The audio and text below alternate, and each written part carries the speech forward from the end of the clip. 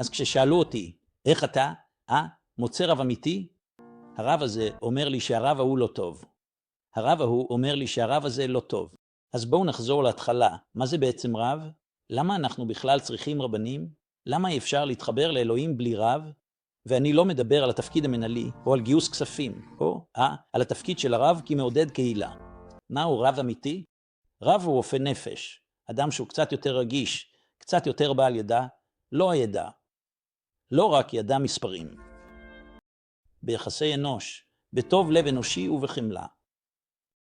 רב שיודע הרבה מידע, אבל הוא אדם חסר רגישות, לא צריך להיות רב.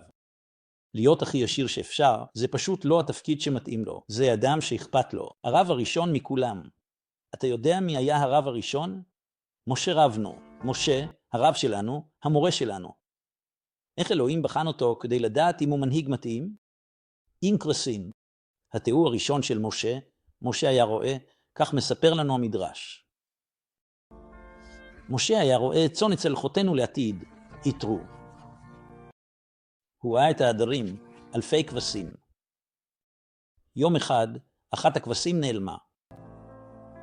משה, קודם כל, שם לב שלמרות שהיו אלפי כבשים, הוא הבחין איפה הכבשה הזאת, הוא התחיל לחפש, הוא היה נואש.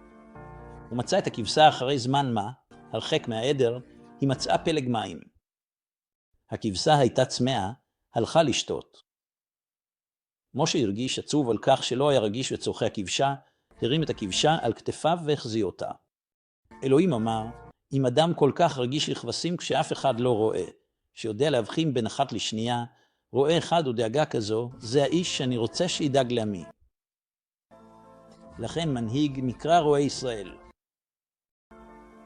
אותו דבר עם דוד המלך, גם הוא מתואר כרועה צאן. הוא היה רגיש לכבשים. זה רב אמיתי. כל הרבנים שואפים לסטנדרט הגבוה הזה, או לפחות משתדלים, וזה התפקיד שלהם. הם רופאי נפש.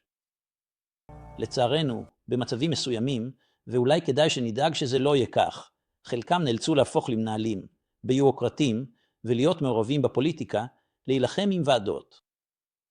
זה כבר דיון אחר לגמרי. זה לא היה הייעוד של בית הכנסת.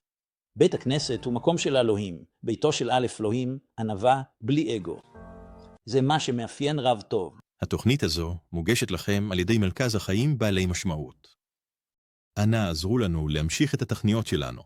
אפשר לתרום אפילו סכום קטן בכתובת Meaning for Life, com/donate.